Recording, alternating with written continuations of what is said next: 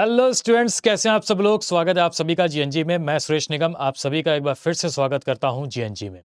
तो आज हम लोग यहां पे एक बात करने वाले हैं बहुत ही इंपॉर्टेंट से टॉपिक की, एंड दैट इज यहां पे आपका टॉपिक है प्रोबेबिलिटी। तो आज हम लोग बात करेंगे यहां पे किसकी, प्रोबेबिलिटी की बात करेंगे। अब प्रोबेबिलिटी में क्या होता है, कई सारे कॉन्सेप्ट्स हैं, कई सारी चीजें हैं, इनके हम लोग यहाँ पे बात करेंगे वन टू वन।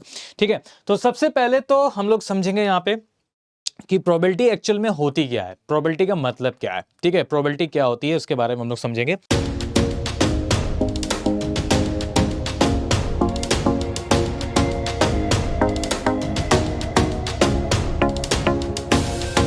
देखो, प्रोबेबिलिटी का जो मतलब होता है ना, अगर हम प्रोबेबिलिटी की बात करें तो प्रोबेबिलिटी का मतलब क्या होता है। प्रोबेबिलिटी का मतलब होता है यहाँ पे क्या, चांस। प्रोबेबिलिटी का क्या मतलब होता है, यहाँ पे चांस होता है। ठीक है, प्रोबेबिलिटी का क्या मतलब होता है, यहाँ पे चांस होता है, अवसर होता है, मौका होता है। ठीक है, पॉसिबिलिटीज होती है। तो ये सारी चीजें क्या होती हैं, आपकी प्रोबेबिलिटी होती है। ठीक है, एक बार पता है कि यहाँ पे प्रीवियस ईयर में एक क्वेश्चन पूछा गया था कि जो प्रोबेबिलिटी है, यानी जो प्रोबेबिलिटी है, इसका सिनोनिम्स कौन कौन से होंगे, यानी इसके सिनोनिम्स में कौन सा है। ठीक है, ये तो कई सारे ऑप्शन दिए गए थे, चांस दिया गया था और यहाँ पे और सारे ऑप्शंस दिए गए थे। ठीक है, तो वहां पे हमें बताना था कि कौन सा ऑप्शन होगा, तो प्रोबेबिलिटी के सिनोनिम्स में कौन सा ऑप्शन होगा। तो एक चीज ध्यान रखना, इस पे भी आपका एक क्वेश्चन बन सकता है। ठीक है, कि जो प्रोबेबिलिटी है उसका सिनोनिम्स क्या होता है। प्रोबेबिलिटी के सिनोनिम्स आपके कौन कौन से हो जाएंगे, जैसे पॉसिबिलिटीज हो गया, पॉसिबिलिटीज के बाद आपका क्या हो जाएगा, चांस हो जाएगा। ठीक है, तो चांस की बात कह लो, अवसर की बात कह लो, या फिर पॉसिबिलिटीज की बात कह लो। ठीक है, तो ये सारे ही क्या है, सिनोनिम्स है। तो प्रोबेबिलिटी का मीन्स क्या होता है, प्रोबेबिलिटी का मीन्स होता है कि कोई सी भी चीज की ना पॉसिबिलिटीज, ठीक है, वो चीज कंफर्म नहीं हुई है, उस चीज की हम पॉसिबिलिटीज दे रहे हैं। जैसे फॉर एग्जाम्पल अगर मैं आपसे कहूं कि आपके रूम में पंखा जो है वो चल रहा है। ठीक है, पंखा क्या है, चल रहा है।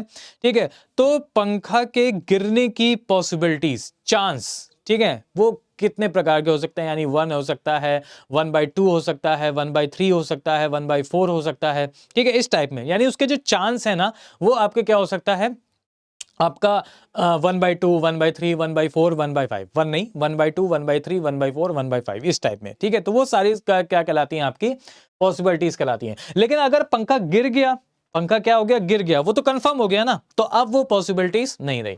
तो ये चीज होती है हमारे पास क्या, प्रोबेबिलिटी। तो प्रोबेबिलिटी का मींस क्या होता है, यहाँ पे चांस होता है, अवसर होता है। ठीक है, यानी पॉसिबिलिटीज होती है। ठीक है, अब हम लोग कुछ जनरल टर्मिनोलॉजीज को यहां पे देख सकते हैं कि जनरल टर्मिनोलॉजीज पे भी आपके क्वेश्चंस बनते हैं। ठीक है, बहुत सारे क्वेश्चंस बनते हैं जनरल टर्मिनोलॉजीज पे, तो उसको देखना बहुत ज्यादा जरूरी है। क्या होता है यहाँ पे जनरल टर्मिनोलॉजीज की अगर हम लोग बात करें, तो अगर हम लोग जनरल टर्मिनोलॉजीज की बात करते हैं तो सबसे पहला तो पॉइंट आता है यहाँ पे, क्या है कि ये रैंडम एक्सपेरिमेंट क्या होता है, व्हाट इज रैंडम एक्सपेरिमेंट। ठीक है, तो आपका देखिए रैंडम एक्सपेरिमेंट का मतलब क्या होता है। रैंडम एक्सपेरिमेंट्स के मतलब से है यहाँ पे कि experiment whose outcome is known, यानी वो एक्सपेरिमेंट जिसका आपको आउटकम क्या हो, पता हो, वो एक्सपेरिमेंट जिसका आपको आउटकम क्या होना चाहिए, पता होना चाहिए, that is a random experiment. अब रैंडम एक्सपेरिमेंट को, इसको हम लोग इस तरह से ऐसे भी हम लोग डिनोट कर सकते हैं कि भाई रैंडम एक्सपेरिमेंट हमें करना है। तो रैंडम एक्सपेरिमेंट क्या होता है, जैसे आपने एक कॉइन लिया, ठीक है, और एकदम से आपने एकदम सडनली एकदम से एक्सपेरिमेंट किया, आपने कॉइन को क्या कर दिया, टॉस कर दिया। तो कॉइन को हमने टॉस कर दिया, तो that is a random experiment. वो क्या होता है, हमारे पास अचानक रैंडम एक्सपेरिमेंट होता है। ठीक है, वो चीज वो कहते हैं ना, रैंडम तरीके से हो गई चीजें, वही चीज है रैंडम एक्सपेरिमेंट। तो जिसमें आपको आउटकम्स क्या होते हैं, पता होते हैं। ठीक है, आपको आउटकम्स क्या होते हैं, पता होते हैं। अब आपने एक सिक्के को उछाला, अब आपने एक कॉइन को टॉस किया, तो आउटकम्स आपको पता होंगे कि क्या हो सकता है उसमें, या तो हेड आएगा या तो टेल आएगा। ठीक है, दोनों में से कोई एक ही चीज आएगी, या तो हेड आएगा या तो टेल आएगा। तो दैट इज क्या हो जाएगा हमारे पास, रैंडम एक्सपेरिमेंट। तो वो चीज होती है हमारे पास क्या, रैंडम एक्सपेरिमेंट होती है, उसको हम लोग क्या बोलते हैं, रैंडम एक्सपेरिमेंट बोलते हैं। ठीक है, इसके बाद अगर हम लोग बात करें यहां पे कि सैंपल स्पेस क्या होता है, व्हाट इज सैंपल स्पेस, ये सैंपल स्पेस क्या है। ठीक है, तो अगर हम लोग सैंपल स्पेस की बात करते हैं, तो सैंपल स्पेस में अगर हम कहें कि एक ऐसा सेट जिसमें आपके सारे पॉसिबल आउटकम्स हों, एक ऐसा सेट जिसके सारे ही पॉसिबल क्या हो, आपके आउटकम्स हो। और सैंपल स्पेस को हम लोग डिनोट करते हैं किससे, सैंपल स्पेस को हम लोग डिनोट करते हैं denoted by S. Sample space को हम लोग किससे डिनोट करते हैं, सैंपल स्पेस को हम लोग एस से डिनोट करते हैं। तो यानी एक ऐसा सेट जिसमें आपके पॉसिबल आउटकम्स जो होंगे सारे के सारे पॉसिबल आउटकम्स होंगे। जैसे फॉर एग्जांपल अगर मैंने एक एस, अगर हमारा एक सैंपल स्पेस की बात करें तो सैंपल स्पेस हमारा क्या हो सकता है, जैसे मैंने एक कॉइन को टॉस किया, तो एक कॉइन को टॉस किया तो बताइए उसके सारे पॉसिबल आउटकम्स क्या क्या होंगे। ठीक है, उसमें या तो हेड आएगा आपका, या तो आपका हेड आएगा, और या तो क्या आएगा, टेल आएगा। ठीक है, तो ये सारे क्या हो जाएंगे, पॉसिबल आउटकम्स हो जाएंगे। उसमें या तो हेड आएगा या तो टेल आएगा, तो ये सारे क्या हो जाएंगे, पॉसिबल आउटकम्स हो गए। बोलो क्लियर है? ठीक है। अच्छा, मैंने एक डाइस को थ्रो किया, एक डाइस को मैंने थ्रो किया, सिंगल डाइस, एक सिंगल डाइस को मैंने थ्रो किया। तो सिंगल डाइस को अगर मैं थ्रो करता हूं तो उसमें सारे के सारे पॉसिबल आउटकम्स क्या क्या हो सकते हैं। तो सारे के सारे पॉसिबल आउटकम्स हो सकते हैं कि भाई एक सिंगल डाइस को थ्रो करने में क्या क्या नंबर आता है। एक सिंगल डाइस को थ्रो करने में आपका आता है 1, फिर 2, फिर 3, और फिर 4, फिर 5 और फिर 6। तो ये सारे क्या होते हैं, हमारे पास सैंपल स्पेस होते हैं जिसमें सारे के सारे पॉसिबल आउटकम्स होते हैं। ठीक है ना, तो ये सारी चीज हो गई। ठीक है, अब लूडो आप लोग खेलोगे है ना, लूडो में बहुत कम बार 6 आता होगा ना, तो वही चीज है। ओके चलो, तो समझ गए आप सभी लोग क्या होता है यहाँ पे रैंडम एक्सपेरिमेंट और सैंपल स्पेस की हम लोगों ने यहाँ पे बात कर लिया। तो वो क्या होता है हमारे पास, दैट इज हमारे पास वो क्या हो जाएगा, ये हो जाएगा हमारे पास क्या, सैंपल स्पेस। तो इसको हम लोग क्या बोलते हैं, सैंपल स्पेस बोलते हैं। इसको हम लोग क्या बोलते हैं, सैंपल स्पेस बोलते हैं। बोलो क्लियर है?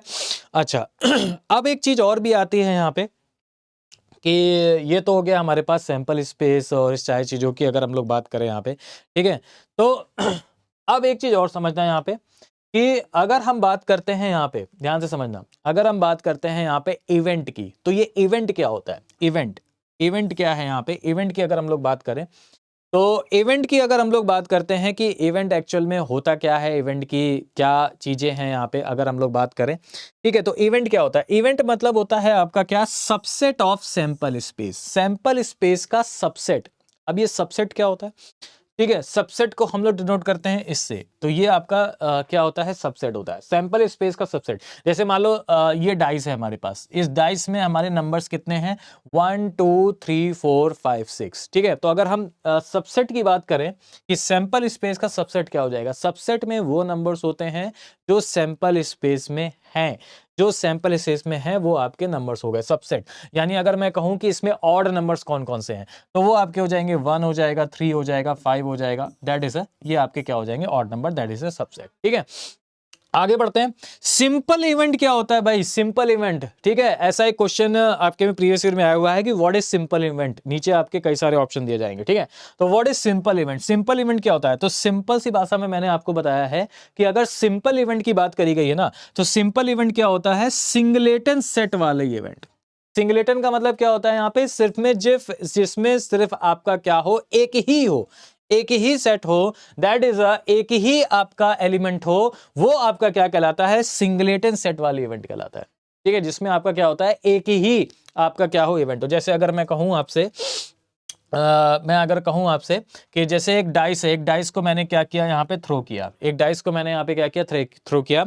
मैंने कहा इसमें वो नंबर बताओ, इसमें वो नंबर बताओ जो नंबर क्या हो आपका 5 से डिविजिबल हो, जो नंबर आपका क्या हो 5 से डिविजिबल हो। तो 5 से डिविजिबल तो भाई एक ही नंबर होगा ना, 5 से डिविजिबल जो भी सेट होगा वो एक ही होगा, कौन सा नंबर होगा, 5 होगा। तो इसमें कितना सेट है, एक ही सेट है, इसमें आपका कितना सेट है, एक ही सेट है। तो दैट इज ये आपका क्या कहलाता है, एक इवेंट। इसको अगर हम लोग ई से डिनोट करें, ठीक है, तो ये आपका क्या कहलाता है, एक 5 होगा, तो ये होता है आपका सिंगलेटन सेट वाला इवेंट। अच्छा, एक और चीज है, एक और चीज भी बनती है यहाँ पे, पता है क्या, कि अगर मैंने एक इवेंट लिया इवन, अगर मैंने एक इवेंट लिया यहाँ पे क्या, इवन लिया, ठीक है, और इस इवन में मैंने यहाँ पे एक इवेंट डाला कि भाई ऑड नंबर्स कौन कौन से होंगे, तो 1 हो जाएगा, 3 हो जाएगा और 5 हो जाएगा। इसका मैंने एक इवेंट लिया, ठीक है, इवेंट लिया मैंने, सबसेट लिया मैंने, इसका एक इवेंट लिया मैंने 1 3 5, ये हो गया हमारे पास।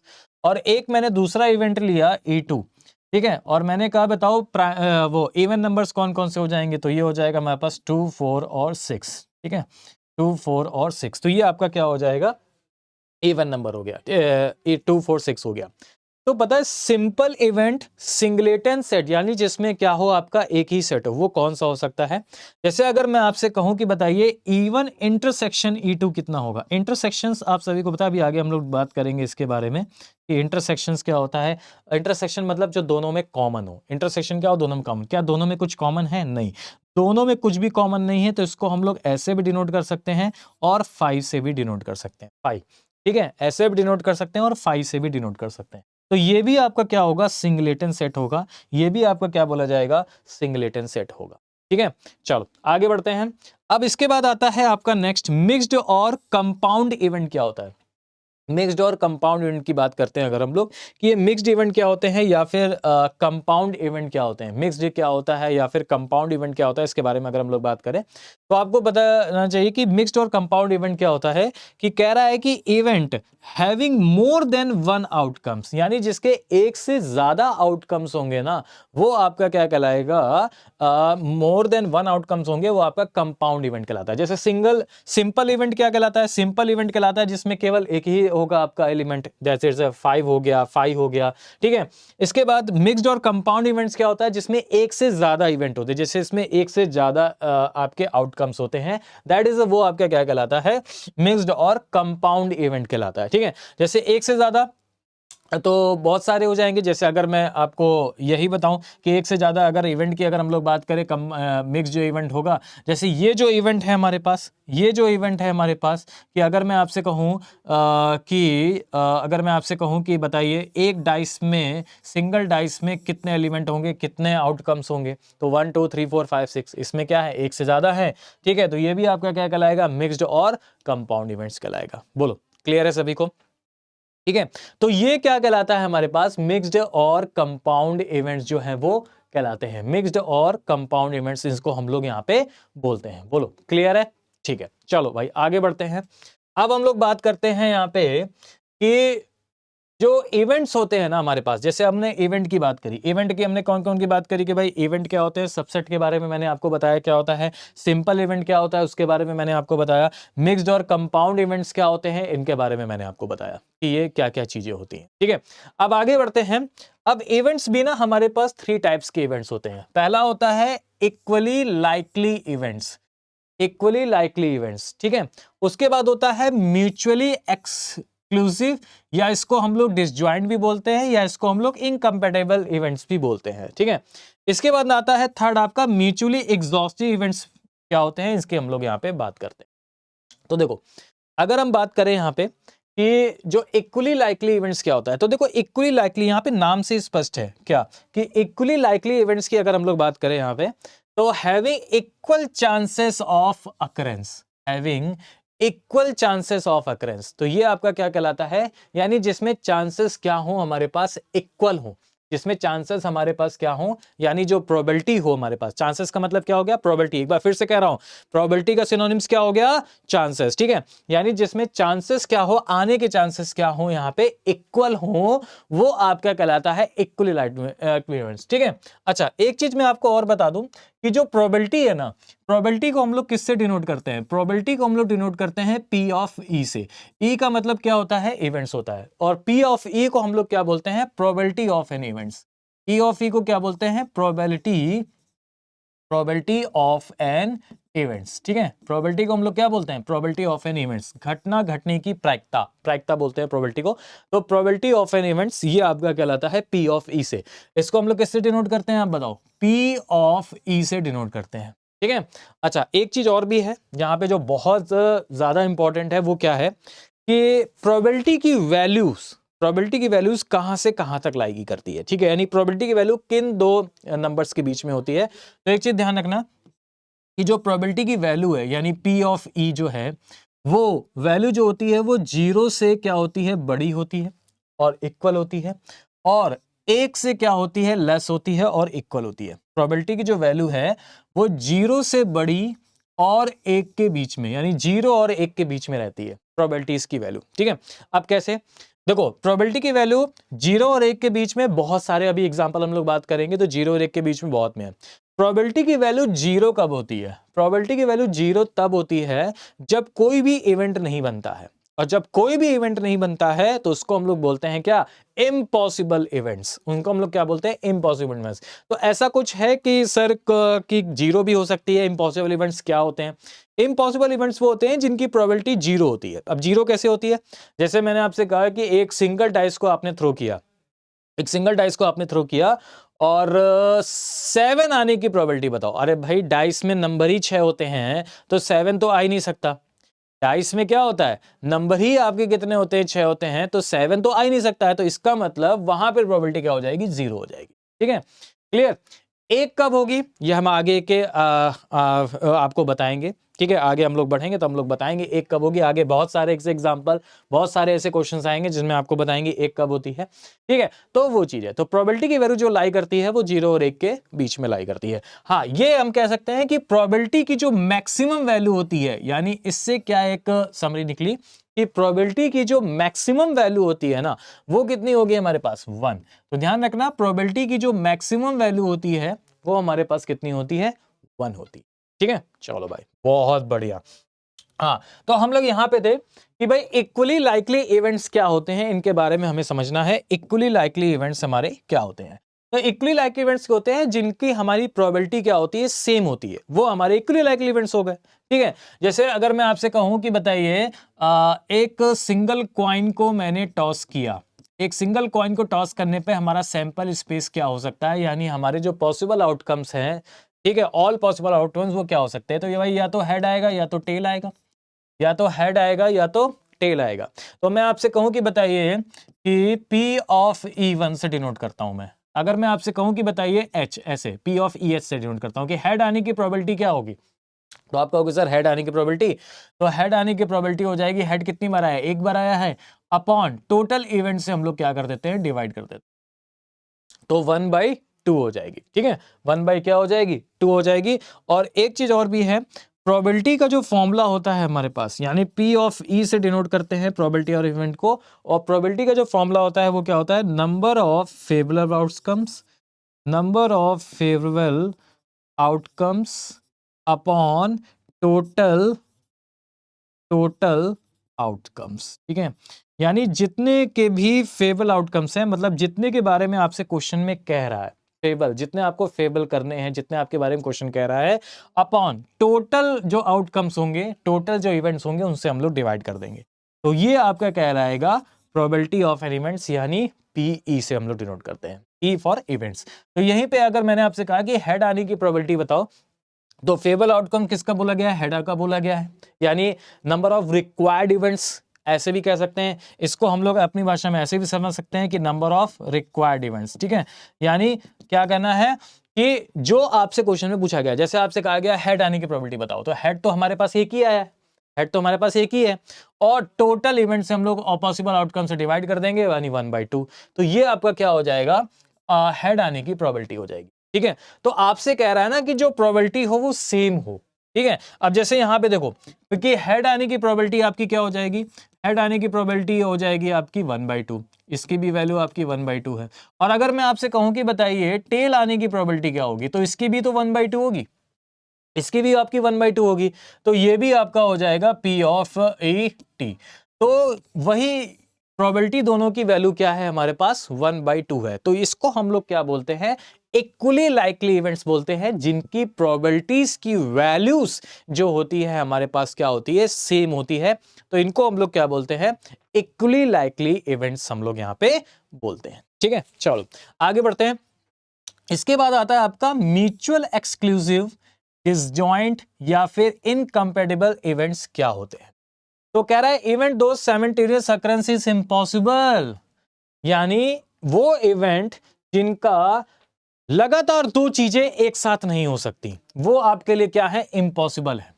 वो एक कहावत है ना कि एक म्यान में दो तलवारें नहीं हो सकती, वही चीज है यहां पे कि आप कोई आपसे कह रहा है कि वह इवेंट जो साइमल्टेनियस अकरेंस इज इम्पॉसिबल, जो लगातार दो चीजें एक साथ आप नहीं कर सकते, ठीक है, वो आपकी क्या होंगी, म्यूचुअल एक्सक्लूसिव या फिर डिसजॉइंट या फिर इनकम्पेटिबल इवेंट्स कहलाते हैं। अब जैसे कैसे सर, एग्जांपल दीजिए, एग्जांपल समझो देखो, जैसे अगर मैं बात करूं यहां पे कि आप जैसे मान लीजिए राजू हो गया, ठीक है, ऐसे समझो, ये राजू हो गई, सुधा हो गई, ठीक है, सुधा हो गई, वीना हो गई, ठीक है, ये तीनों लोग गए इंटरव्यू पे, ये तीनों लोग कहाँ गए, इंटरव्यू पे गए, और एक ही पोस्ट थी, एक ही पोस्ट थी, तो सुधा को सेलेक्ट कर लिया गया, सुधा को क्या कर लिया गया, सेलेक्ट कर लिया गया। तो अब यहां पे क्या है कि आप एक चीज ये बताओ कि दो चीजें आप एक साथ नहीं कर सकते, यानी सिलेक्शन और रिजेक्शन, दो चीजें एक साथ नहीं हो सकती, एक ही चीज होगी, तो वो आपका क्या कहलाएगा, इनकम्पेटिबल इवेंट्स आएंगे। अब अगर सुधा को सेलेक्ट कर लिया गया है, वैकेंसी सिर्फ एक ही थी, तो इसका मतलब ये ऑटोमेटिकली हो गया कि राजू और वीना क्या हो गए, रिजेक्ट हो गए, उनका सिलेक्शन नहीं हुआ। तो अब ऐसा तो है नहीं कि सिलेक्शन भी कर रहे हो रिजेक्शन भी कर रहे हो, दो चीजें एक साथ कर ही नहीं सकते आप, तो यहाँ पे दो चीजें एक साथ हो ही नहीं रही हैं, यहाँ पे एक सिलेक्ट हुआ, बाकी अपने आप रिजेक्ट हो गए, तो दो चीजें एक साथ कभी भी नहीं कर सकते, दैट इज वो आपका क्या कहलाता है, म्यूचुअल एक्सक्लूसिव या फिर डिजाइन या फिर इनकम्पेटिबल कहलाता है, यानी दो चीजें आप एक साथ नहीं कर सकते। अब जैसे एक और एग्जाम्पल समझो, अगर मैंने एक और एग्जाम्पल समझो, ठीक है, अब देखो यहां पे समझ गए ना कि दो चीजें एक साथ नहीं हो रही थी, यहाँ पे दो चीजें जो हैं वो एक साथ, यहाँ पे कह रहा है ना साइमल्टेनियस अकरेंस इम्पॉसिबल, तो यहाँ पे दो चीजें कहाँ हो रही हैं, यहाँ पे तो हमने एक ही चीज करी, सुधा को हमने सेलेक्ट कर लिया, एक ही चीज करी, रिजेक्शन तो अपने आप हो गया बाकी दोनों लोगों का, ठीक है। अब एक चीज और भी कर सकते हो यहाँ पे, क्या वो चीज ये है कि अगर आपने एक कॉइन को टॉस किया है, ठीक है, एक कॉइन को टॉस किया है, ठीक है, तो आप बताओ एक ही चीज तो आएगी, या तो हेड आएगा और या फिर टेल आएगा, या तो हेड आएगा या तो टेल आएगा, ऐसा तो है नहीं कि हेड और टेल एक साथ आ जाए, या तो हेड आएगा या तो टेल आएगा, तो कोई भी दो चीजें साइमल्टेनियसली, कोई भी दो चीजें जो एक साथ नहीं हो सकती हैं, ठीक है, वो आपका क्या कहलाता है, म्यूचुअली एक्सक्लूसिव या फिर इनकम्पेटिबल इवेंट्स की यहां पे बात करते हैं, ठीक है। अच्छा, इसके बाद आगे आता है कि म्यूचुअल एक्सक्लूसिव इवेंट्स क्या होते हैं, म्यूचुअल एक्सक्लूसिव इवेंट्स क्या होते हैं, तो आपसे देखो क्या कहेगा, events whose unions in a sample space, यानी जिनका यूनियन जो होगा, यूनियन हम लोग वैसे डिनोट करते हैं यहाँ पे, एक यूनियन होता है, अभी हमने इसके पहले इंटरसेक्शंस की बात करी थी, that is a common union. क्या होता है यूनियन का मतलब, जिसमें सारी ही चीजें होती हैं, ऑल, यूनियन का मतलब जिसमें आपकी सारी चीजें होती है, ऑल। तो आपसे कह रहा है whose union is a sample space, जिसका यूनियन ही आपका क्या हो, एक सैंपल स्पेस हो, ठीक है, तो वो आपका क्या कहलाता है, वो आपका कहलाता है म्यूचुअली एक्सक्लूसिव इवेंट्स, जिसका यूनियन ही आपका क्या होना चाहिए, सैंपल स्पेस होना चाहिए। कैसे सर, कैसे, एक एग्जांपल दीजिए। चलो एक एग्जांपल देते हैं, जैसे अगर मैंने कहा कि एक डाइस थ्रो करा गया है, एक सिंगल डाइस, ठीक है, एक सिंगल डाइस जो है वो थ्रो किया गया है, ठीक है, एक सिंगल डाइस थ्रो किया गया, तो आप बताइए सैंपल स्पेस क्या क्या होगा, सैंपल स्पेस क्या क्या बनेगा। सर सिंगल डाइस थ्रो किया गया है, तो इसका मतलब उसमें 1 भी आ सकता है, 2 भी आ सकता है, 3 भी आ सकता है, 4 भी आ सकता है, 5 भी आ सकता है और 6 भी आ सकता है, ठीक है, तो ये आपका क्या हो जाएगा, सैंपल स्पेस हो गया, ठीक है। अब मैंने आपसे कहा कि इसमें हमें दो सेट बनाने हैं, एक सेट मैंने आपको वो लिया, एक सेट मैंने, एक इवेंट मैंने वो बनाया जिसमें आपके क्या होंगे, सारे के सारे क्या हो जाएंगे, यहाँ पे एक सेट मैंने वो लिया जिसमें सारे के सारे क्या हो जाएंगे, ऑड नंबर्स हो जाएंगे, ऑड नंबर्स का मैंने एक सेट बनाया। ऑड नंबर्स कौन कौन से हो जाएंगे, 1 हो गया, 3 हो गया, 5 हो गया, ठीक है। इसके बाद मैंने एक दूसरा सेट बनाया, एक दूसरा इवेंट बनाया, ठीक है, जिसमें आपके सारे के सारे क्या होने चाहिए, इवन नंबर होने चाहिए, ठीक है, तो इवन नंबर होने चाहिए हमारे पास। तो इवन नंबर कौन कौन से हो गए, 2, 4 और 6 हो गए, ठीक। तो एक आपका ये हो गया इवन इवेंट्स, एक आपका हो गया E2 इवेंट्स। अगर इन दोनों का हम यूनियन ले लें, यूनियन का मतलब क्या होता है, यूनियन का मतलब जिसमें सारे उसके इवन में जो एलिमेंट्स हैं और जो E2 में एलिमेंट्स हैं वो सारे के सारे होने चाहिए। तो even ratio, even union E2 कितना हो जाएगा हमारे पास, तो 1 हो गया, 2 भी हो गया, 3 भी हो गया, 4 भी हो गया, 5 भी हो गया और 6 भी हो गया, सारी चीजें हो गई, 1 2 3 4 5 6। तो आप बताओ, यही तो हमारा सैंपल स्पेस था, यही तो हमारा क्या था, सैंपल स्पेस था, 1 2 3 4 5 6, इसी को तो हम लोग क्या बोलते थे, सैंपल स्पेस बोलते थे।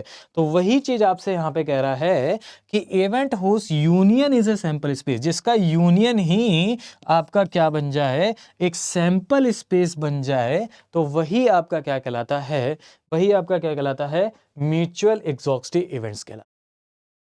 वही आपका क्या कहलाएगा, आप बताओ, म्यूचुअल एग्जॉस्टिव इवेंट्स, ठीक है।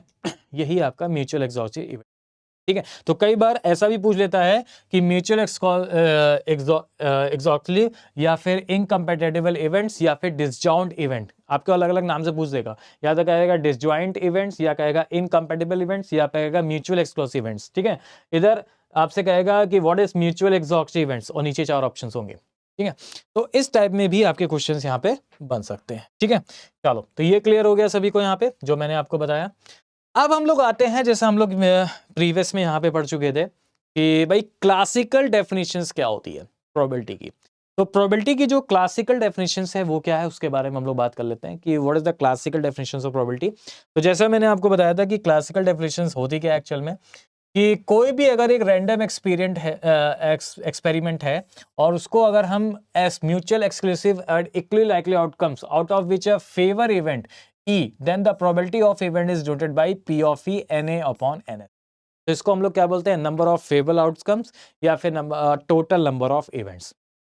क्या कह रहा है यहाँ पे, तो क्लासिकल डेफिनेशन आपसे ये कहता है कि इफ एन रैंडम एक्सपेरिमेंट, अगर कोई रैंडम एक्सपेरिमेंट हो रहा है जिसमें आपके टोटल एस यानी जो सैंपल स्पेस है, ठीक है, टोटल एस जो सैंपल स्पेस है उसमें आपका म्यूचुअल एक्सक्लूसिव और equally likely outcomes out of which a favour event E, एक ई फेवर इवेंट है, तो उसको हम लोग क्या बोलेंगे, प्रोबेबिलिटी बोलेंगे, प्रोबेबिलिटी। तो यहां पे P ऑफ E जो हो जाएगा ना, वो क्या हो जाएगा, P ऑफ E, यानी P ऑफ E का मतलब क्या हो गया, probability of an events. P of E का मतलब क्या हो गया, प्रोबेबिलिटी ऑफ एन इवेंट्स, ठीक है। और ये इक्वल होता है किसके, नंबर ऑफ ए, ये किसके इक्वल होता है हमारे पास, नंबर ऑफ ए, ठीक है। नंबर ऑफ ए का मतलब क्या होगा, जब मैंने आपको बताया था फेवरेबल आउटकम्स, ए को हम लोग कैसे डिनोट करते हैं, ए आपका फेवर इवेंट होता है तो इसी को हम लोग डिनोट करते हैं फेवरेबल आउटकम्स, ठीक है। तो number of A upon number of S, S का मतलब क्या हो गया, उसमें टोटल कितने आपके इवेंट हैं, एस मतलब सैंपल स्पेस, एस मतलब क्या हो जाएगा, सैंपल स्पेस, ठीक है।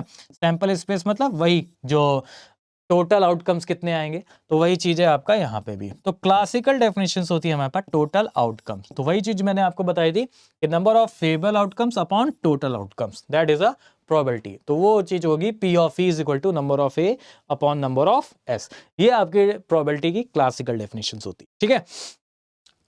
तो यहां तक क्लियर है सभी को, एक बार जल्दी सब लोग बताते जाओ भाई फटाफट, ठीक है। अब कुछ इंपॉर्टेंट फैक्ट हम लोग यहाँ पे देख लेते हैं कि कुछ इंपॉर्टेंट फैक्टर क्या है यहाँ पे, और उसके बारे में हम लोग यहाँ पे समझ सकते हैं, जिससे रिलेटेड आपके क्वेश्चंस यहाँ पे क्या हैं वो बन सकते हैं। जैसे कह रहा है कि सम इंपॉर्टेंट नोट, कुछ इंपॉर्टेंट नोट है यहाँ पे, क्या कि sum of probability of each sample point और a probability of a sample space, ठीक है।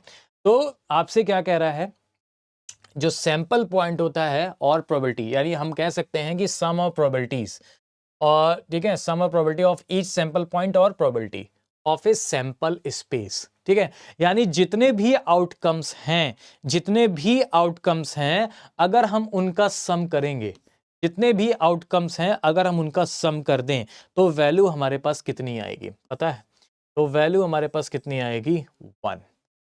वैल्यू हमारे पास कितनी आएगी, 1। तो sum of probability of each sample point और probability of a sample space, sample space की प्रोबेबिलिटी या फिर ईच सैंपल पॉइंट, जो भी सैंपल पॉइंट वहां पे हैं उनके प्रोबेबिलिटी का जो सम होगा वो हमारे पास क्या होता है, 1 होता है।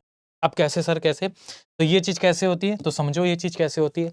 जैसे अगर मैं आपसे कहूं कि एक सिंगल कॉइन यहाँ पे क्या किया गया है, टॉस किया गया है, ठीक है, एक सिंगल कॉइन यहाँ पे टॉस किया गया है, और सिंगल कॉइन को अगर हम टॉस करते हैं तो हमारे पास क्या क्या आ सकता है, एक हेड आएगा या तो फिर एक टेल आएगा, या तो हेड आ सकता है या तो टेल आ सकता है, ठीक है। तो अगर मैं आपसे कहूं कि बताइए हेड आने की प्रोबेबिलिटी क्या होगी, तो हेड आने की प्रोबेबिलिटी हो गई हमारे पास कितनी, 1/2। मैं आपसे कहूं टेल आने की प्रोबेबिलिटी बताओ, तो टेल आने की प्रोबेबिलिटी कितनी हो जाएगी, टेल आने की प्रोबेबिलिटी हो गई भी 1/2। तो आपसे देखो क्या कह रहा था, आपसे कह रहा था कि सम ऑफ प्रोबेबिलिटीज, ठीक है, ऑफ ए सैंपल स्पेस, यानी जो भी सैंपल स्पेस है, सैंपल स्पेस क्या है, हेड और टेल, इनकी जो भी प्रोबेबिलिटीज हैं, इनकी प्रोबेबिलिटीज हो गई 1/2 और 1/2, इनका अगर हम सम करेंगे तो इनका अगर आप सम करोगे तो 1/2 + 1/2 कितना हो जाएगा हमारे पास, 1। तो 1 हो जाएगा इसका करेक्ट। तो कोई भी प्रोबेबिलिटीज हैं उनका सम 1 होता है। और वैसे भी एक और पॉइंट, यहां से एक और पॉइंट आप समझो कि अगर मान लीजिए कि प्रोबेबिलिटी के अकरेंस की प्रोबेबिलिटी है पी ऑफ ई पे बार, अगर अकरेंस की प्रोबेबिलिटी है पी ऑफ ई पे बार और नॉन अकरेंस की प्रोबेबिलिटी है पी ऑफ ई पे डबल बार, ठीक है, इस तरीके से, तो उनका जो वैल्यू होता है ना वो भी 1 होता है। यानी किसी भी इवेंट के, ऐसे समझो, किसी भी इवेंट के होने की और ना होने की, ऐसे समझो तब समझ में आएगा, किसी भी इवेंट के होने की और ना होने की प्रोबेबिलिटी का जो सम होता है वो कितना होता है, 1 होता है।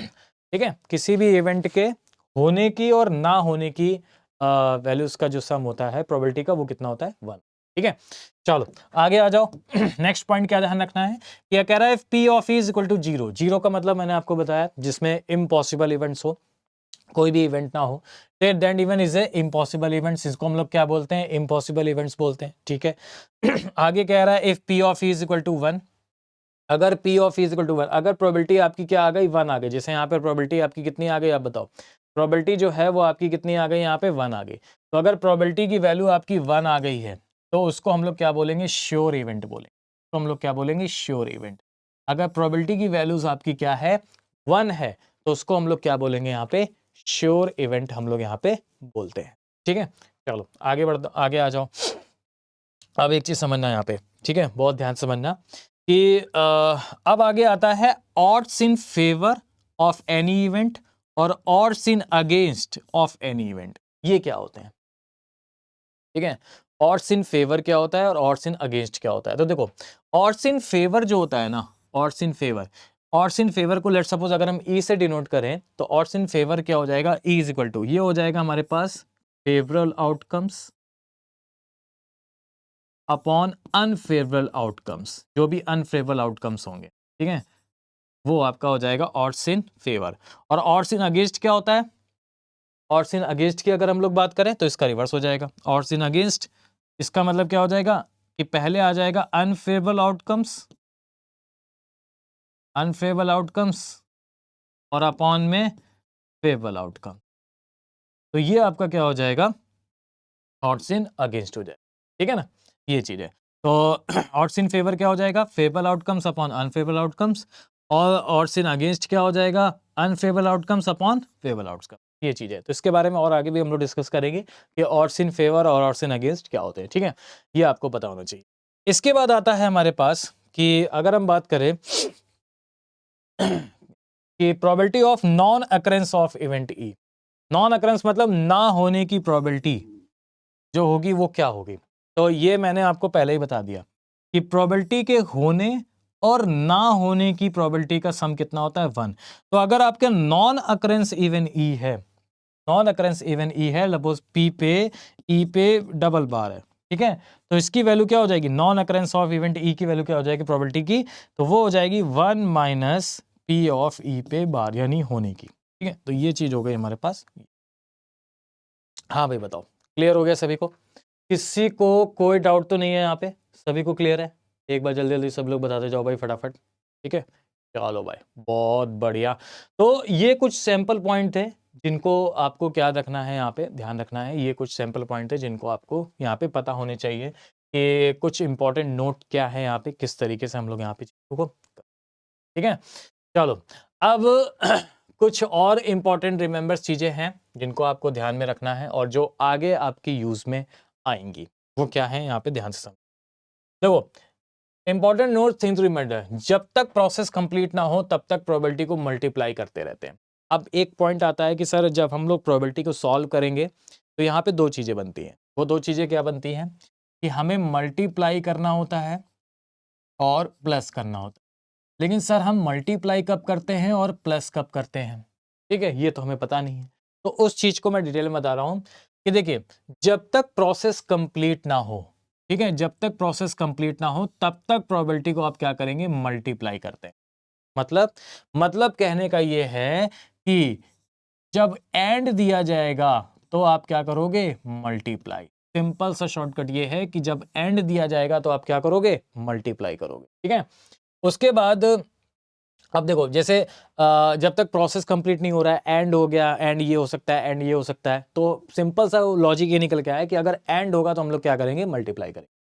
उसके बाद लगे कि जब लगे कि ज्यादा केसेस बन सकते हैं, यानी जब एक से ज्यादा केसेस बन सकते हैं, एक से ज्यादा केसेस बनते हैं, आप ऐसे तो कहते हो कि सर ये भी केस बन सकता है, या तो ये भी केस बन सकता है, या तो तीसरा केस बन सकता है, या तो चौथा केस बन सकता है। तो वही आपसे कह रहा है कि जब लगे कि ज्यादा केसेस बन सकते हैं तो हम लोग क्या करेंगे, ऐड करेंगे। यानी जब और दिया जाएगा तो हम लोग क्या करते हैं, यहाँ पे ऐड करते हैं, और दिया जाता है तो हम लोग क्या करते हैं, यहाँ पे प्लस करते हैं। तो सिंपल सा लॉजिक है कि जब एंड दिया जाएगा तो हम लोग क्या करेंगे, मल्टीप्लाई, और जब और दिया जाएगा तो हम लोग क्या करेंगे, प्लस। तो जब एंड दिया जाएगा तो मल्टीप्लाई, और दिया जाएगा तो हम लोग क्या करेंगे, प्लस करेंगे। ठीक है। अच्छा, अब एक पॉइंट और भी है, आगे क्वेश्चंस में यूज आएगा, जो हम आगे बताएंगे आगे वाली वीडियोस में, कि क्वेश्चन में अगर एटलीस्ट का यूज आ गया ना, एटलीस्ट का, तो हम कैसे सॉल्व करते हैं। सर अगर आ जाए एटलीस्ट वन, अगर सपोज करो आ जाए कि एटलीस्ट वन का यूज आ जाए, इसके बाद ये आप समझ लो, इसके बाद आगे जब क्वेश्चंस बताएंगे तो आपको ये सारी चीजें काम आएंगी, ठीक है ना, नेक्स्ट वीडियो में।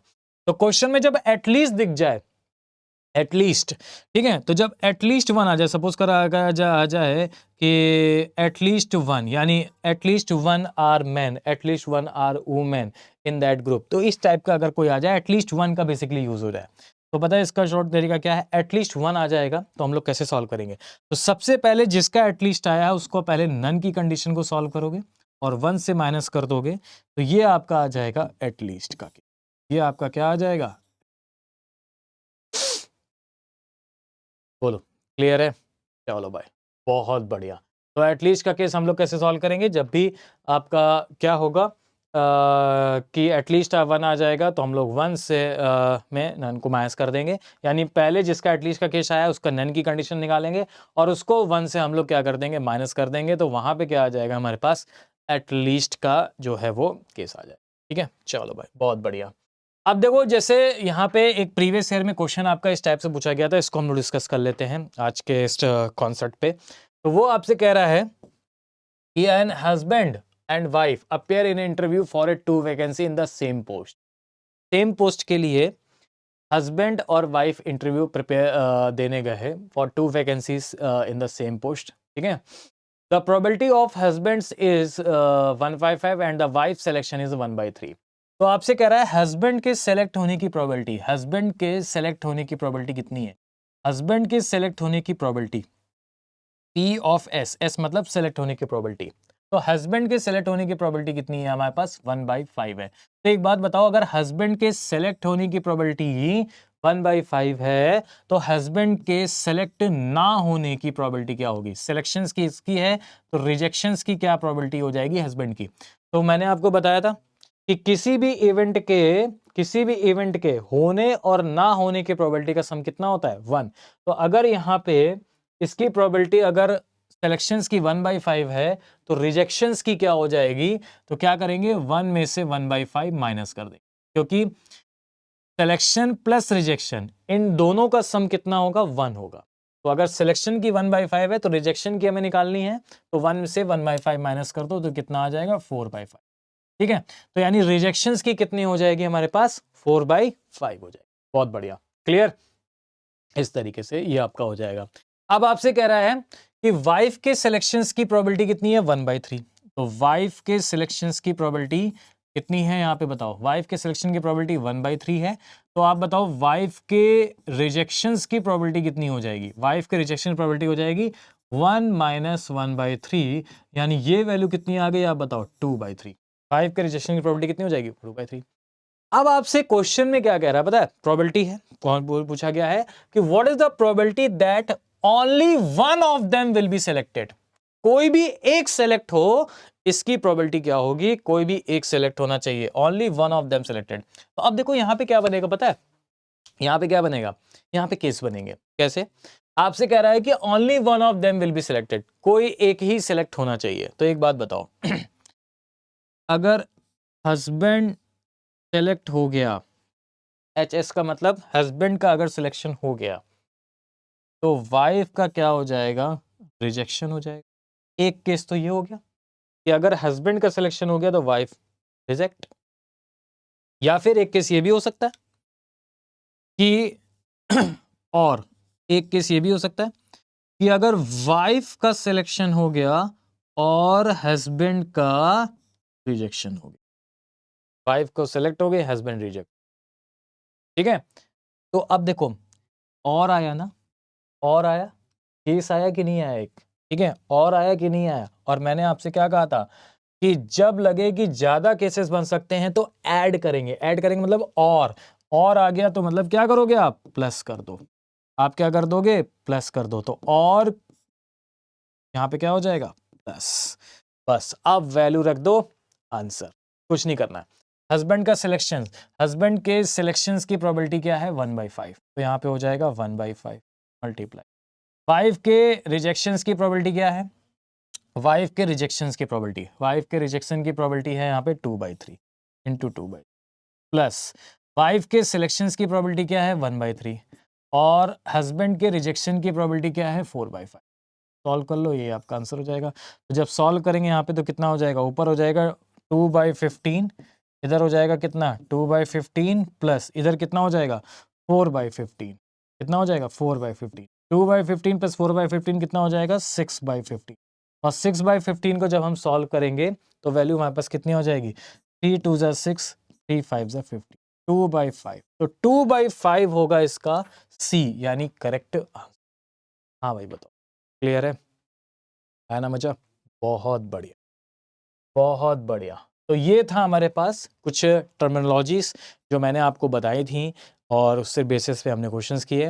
नेक्स्ट 10 पे यानी नेक्स्ट वीडियो में हम लोग बात करेंगे यहाँ पे किसकी, कि कार्ड से रिलेटेड प्रॉब्लम्स होती हैं उनको कैसे सॉल्व करेंगे, कॉइन से रिलेटेड प्रॉब्लम होती हैं उनको कैसे सॉल्व करना है, कॉइन से रिलेटेड प्रॉब्लम, कार्ड से रिलेटेड प्रॉब्लम और डाइस से रिलेटेड प्रॉब्लम होती हैं, बॉल्स की कभी कदार क्वेश्चंस आ जाते हैं, बॉल से रिलेटेड प्रॉब्लम को कैसे सॉल्व करना है उसकी हम लोग बात करेंगे, ठीक है। वो चीज़ होंगी हमारे पास। और हम लोग यहाँ पे ये भी देखेंगे कि जो भी सेट बेस्ड प्रोबेबिलिटीज़ होती हैं, ठीक है, यानी इवेंट वाली जो प्रोबेबिलिटीज़ होती हैं उनमें हम लोग कैसे हम लोग सॉल्व कर सकते हैं प्रोबेबिलिटीज़, ठीक है। चलिए आज के लिए इतने रखते हैं, थैंक यू सभी को।